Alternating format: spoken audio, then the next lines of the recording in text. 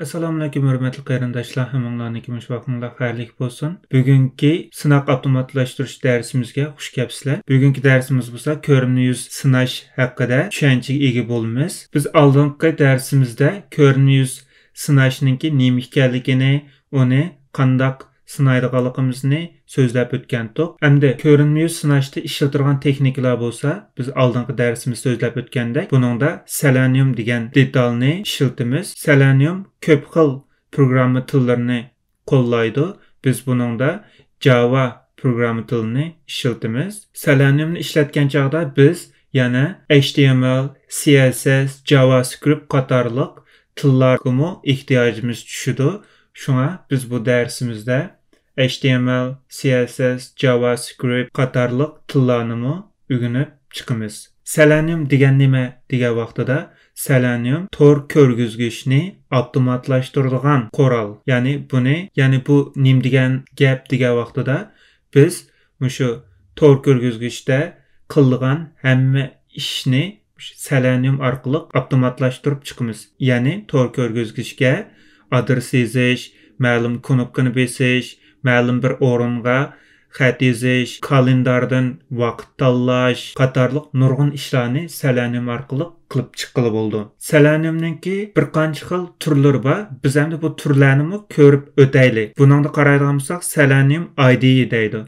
Selenium IDE'da Firefox'ningki bir qistirmasi bo'lib, bu shu har bir sizningki qilgan ishingizni sing'ilib, shu orqali sizga shu kodni chiqarib berdi. Bu Selenium IDE. Selenium RC degan Selenium Remote Control degan gap. JavaScript tilini ishlatib kodni yozib chiqib, bu kodni ijro qilamiz. Buni Selenium Remote Control deymiz.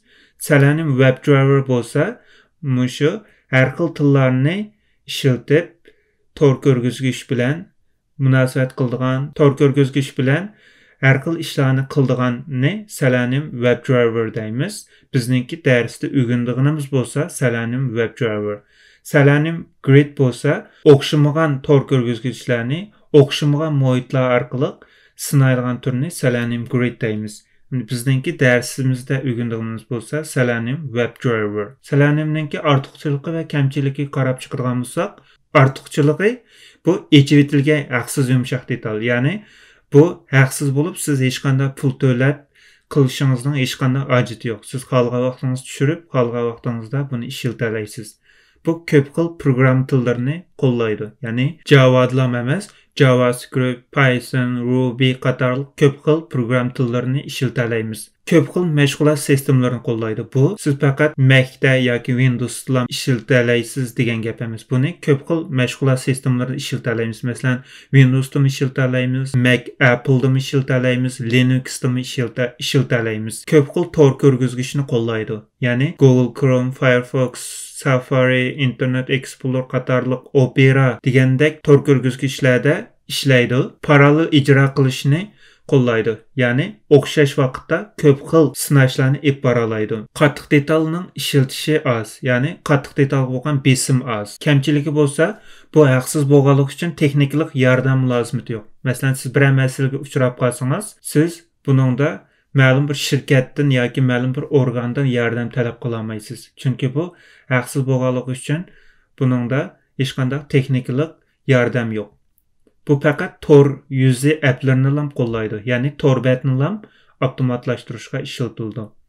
Rasm tutishni qo'llamaydi. U nima degan gap deganda, Google va yoki boshqa shirkatlarningki bexatarlikni oshirish uchun capture degandek ma'lum bir matematikalik hisoblash yoki rasmdan ma'lum bir narsani tanlash degandek narsalarni qildigan vaqtida buni bu Selenium orqali qila olmaymiz.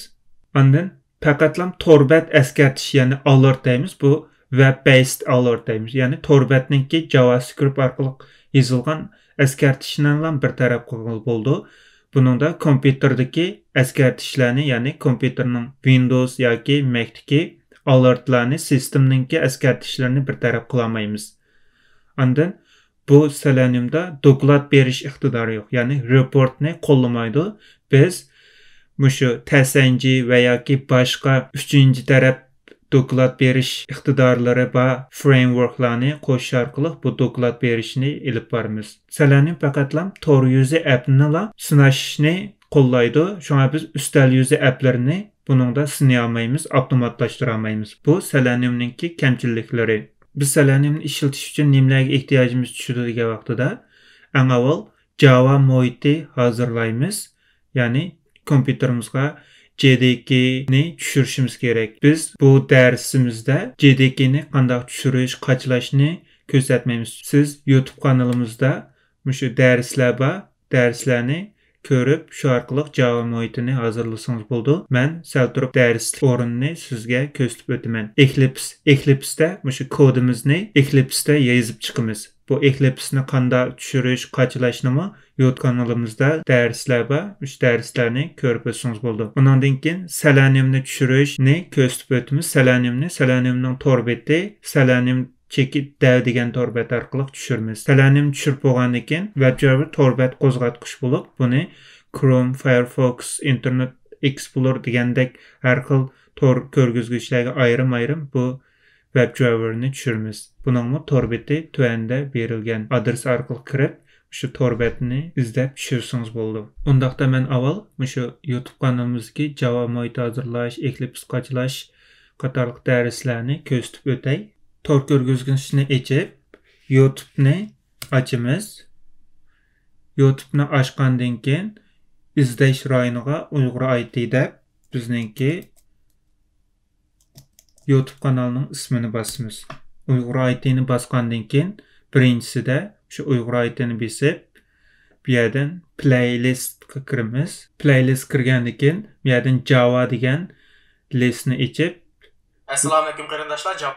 Bu yerda Java'ni tushirish va saplash bu shu Mac kompyuterga Java'ni qanday tushirish va qachlashni darsda so'zlab o'tgan. Asliga tushiradigan bo'lsak, ostida ma dars qaraydigan bo'lsangiz, bu darsda Windows kompyuterga JDK'ni qachlash, Jari'ni va Eclipse'ni qachlash qatorliq darslarimiz mishada bor. Mushuni ko'rish orqali kompüteringizga Java, Eclipse'ni qachlasangiz bo'ldi. Endi biz Seleniumni qanday tushirishni ko'rib o'taylik. Biz Google'ni ochib,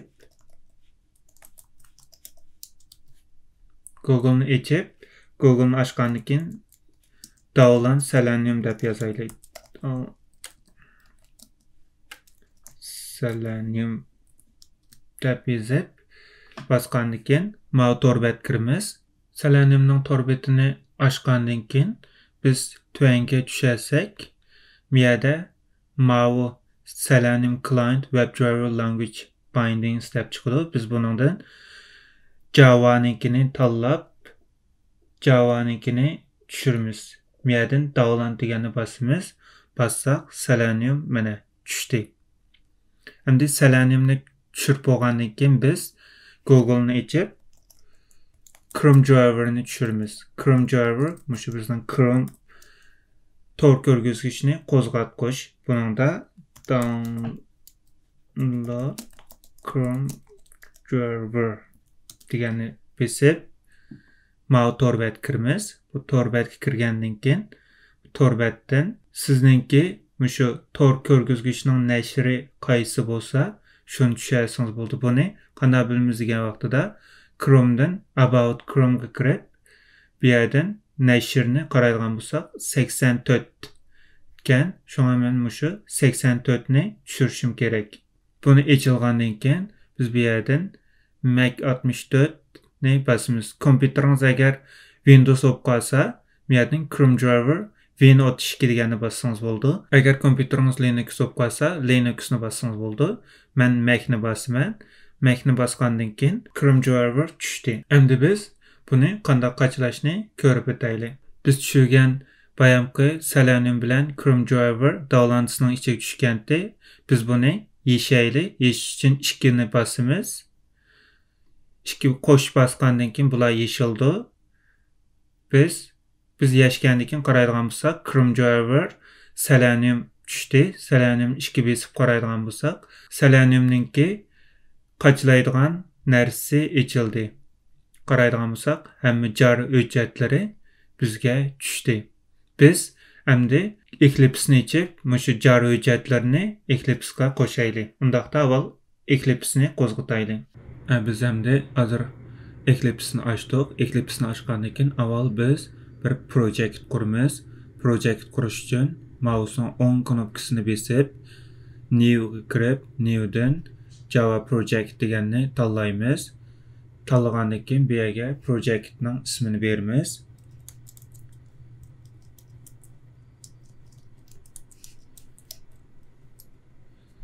Selenium Practices deb ism berdim. Bergandan keyin finishni bosaman. Finishni bosgandan keyin projectimiz qurildi. Endi project qurilgandan keyin biz bu projectning ichiga package quramiz. Package qurish uchun srcga kelib, mouse'ning o'ng knopkasini bosib, New'ga boramiz. New'dan package berib, packagega ism qo'yamiz. Day 1 deb packagening ismini berdim. Bergandan keyin finishni bosaman. Finishni bosgandan keyin package qurildi. Package qurib bo'lgandan keyin biz bir class quramiz. Class qurish uchun day 1 ga berib, day 1ni bosgandan keyin mouse'ning o'ng knopkasini bosib, New'ga kelib, New'dan classni bosaman. Classni bosgandan keyin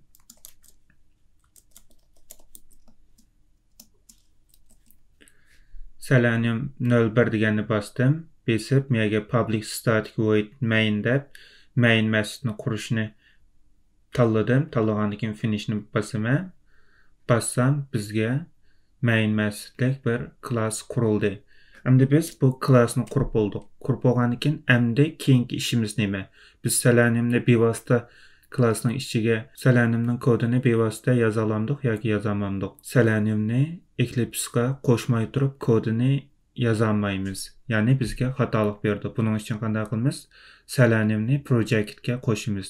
Seleniumni qo'shish uchun Selenium Practice deganni bosaman. Bosgandan keyin mouse'ning o'ng knopkasini bosib, eng asosiy properties, ya'ni xoslik deganga borman. Borgandan keyin menda bir ko'rinish ochildi.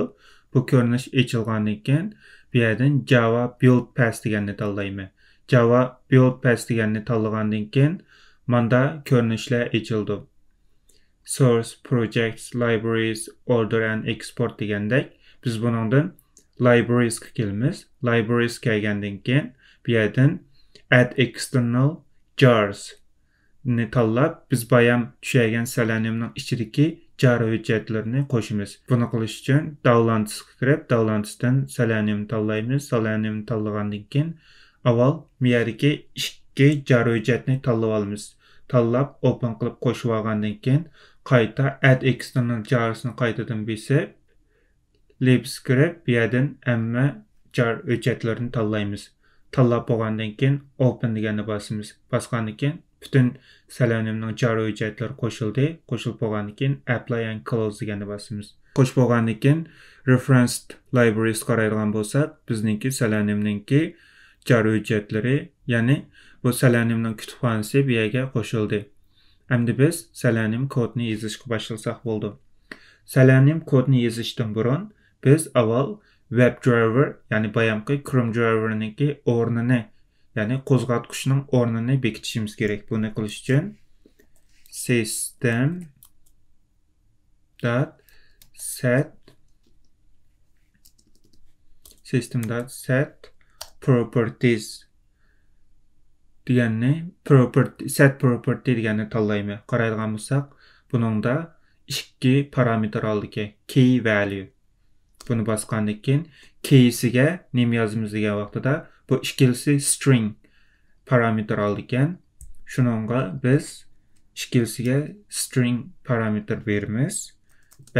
Bergandan keyin ma'lum chekitlik peshni besib buni oxirlashtiramiz. Endi buning ichiga birinchisiga nima yozamiz degan vaqtida mushu ishlatilgan WebDriver'ninki ismini yozamiz. Bu WebDriver chekit Chrome chekit driver bo'ldi. Endi buni yozib bo'ldik. Endi ikkinchi parametrga nima oladi deganda, mushu Chrome driver'ninki adresi, yani biz bayam tordan tushirib olgan Chrome Driver'ninki adresini berimiz. Yani bu Mavu davlantıska kirib, davlantısdaki Mavu Chrome Driver'ninki adresini berimiz. Bu adresini qanday alamiz deganda, mouse'ning o'ng knopkasini besib, Get Info'ga kirsak, bu yerda Mavu adresi var. Biz şu adresini şu yerga yazamiz. Undaqda buni yozib chiqaylik. Backslash'ni yazdik. Yozib olgandan keyin adresiga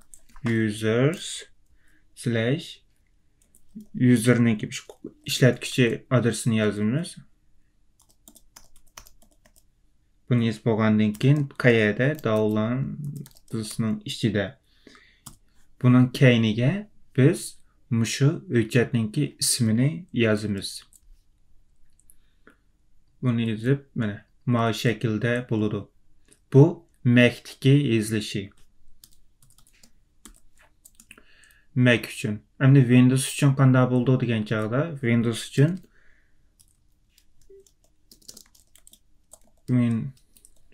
uchun mushu asosiyatdan o'xshash.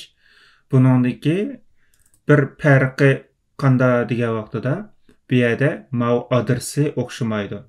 Bu adresiga siz mushu hujjatninki adresini yozasiz. Bu adresini yozganda bu yerdagi mau ismlar o'xshamaydi. Anandan keyin bu yerdagi mau belge manda yanto siziq shaklda bo'lishi mumkin. Windowsda men Windowsni bek ishlatib ketmagachga toza nimam yo'q, tajribam yo'q. Mushu shaklda bo'lish ehtimolligi yuqori. Buni yozib bo'lgandan keyin check exit deb mau keyniga Windows uchun mushuni yozamiz. Menga Chrome o'chib ketibdi. Mushuni yozamiz. Bu Windows uchun yozildigini.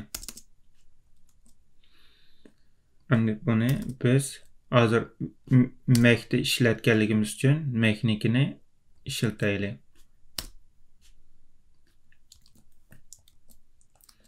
Buni qilib bo'ldik. Endi biz Chrome Driver'ninki ismini, o'rnini berdik. Endi nima ish qilamiz deganda, bir tal web driver qurishimiz kerak. Bu web driver bir interface, web driver. Bu interfacening ichidan Chrome Driver degan objektdan birini quramiz. Ya'ni driver new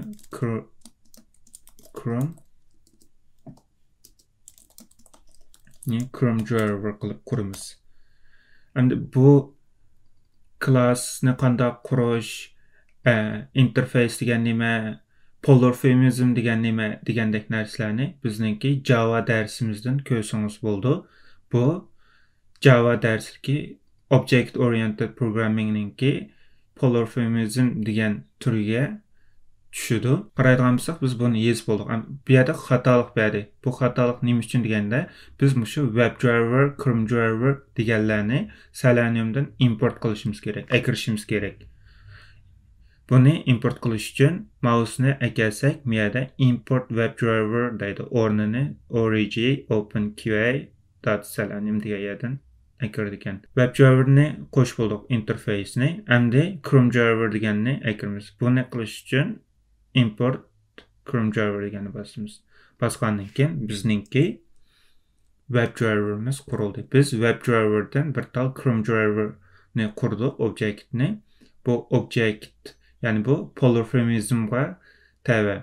Endi siz intervyuda, ya'ni xizmat topgan vaqtida sizdan savol so'raganda polymorphismni projectning nerede ishlatsa desa, men web driver degan interface'dan Chrome driver degan bir objektni quraman. Bu polymorphismga tabi deb mushunimi bir misol olib bersangiz bo'ldi.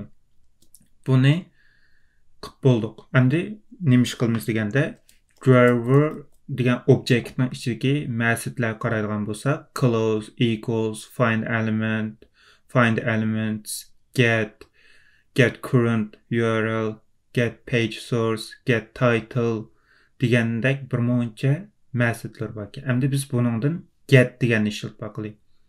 Get degan ma'lum bir torbatni ichish uchun ishlatildi. Biz driver dot, ya'ni driver degan mushu objektninki ismini besib bosgandan keyin getni bosamiz. Bu yerga besib bo'lgandan keyin https Yan sızıq www.checkit.google.com bunu yazmış. Yazğan çağda adresiniz çoxum muşundaq şəkildə HTTP yoki HTTPS bilan yazılış kerak. Siz mau www deb qo'ysangiz ochilmaydi yoki w ni evitib google.com deb şəkildə yazsangiz ochilmaydi. Çoxum shu adresini to'liq yozishingiz kerak. Yani https google.com Muşuni bastık. Basqandan keyin biz bunu icra qilamiz. Icra qilish uchun qanday qilamiz deganda, mousening o'ng knopkasini bosib, basqandan keyin run as script Java application degani bosamiz. Bundaqda biz baqilay. Bassaq hozir ichilyotidi. Qaraydigan bo'lsak, mana Google ochildi. Ya'ni bizningki mau yazgan kodumuz ishildi degan gap. Qaraydigan bo'lsak, Google ochilib o'chmadi-da, mau tor ko'rgazgich. Biz ochilib bo'lgandan keyin bu tor ko'rgazgich o'chirilsin demoqchi bo'lsa qanday qilamiz degan vaqtida drawer.close deganni bassaq, mau tor betni ochib bo'lgandan keyin tor betni o'chirdi. Endi buni ijro qilib baqilay. Mouse'ning o'ng knopkasini bosib run as'dan Java application'ni keldik. Kelgandan keyin qaraydigan bo'lsak, ochilyotdi. Ochildi, o'chdi. Mau bayam qisminki buni o'chirib o'tib qayta sinayli. Run as Java application. Qaraydigan bo'lsak, ochildi, o'chdi. Mana bu bizningki dersimizde yazgan tunji selenium'ninki kodi. Undaqda bugünkü dersimiz mishaka geçip olsun. Biz keyinki derslerde ilgili halda selenium'ninki başka kodlarını, başka iqtidarlarını öğrenip çıkaylı. Undaqda keyinki dersimizde görüşkice aman bulunla. Allah'a emanet.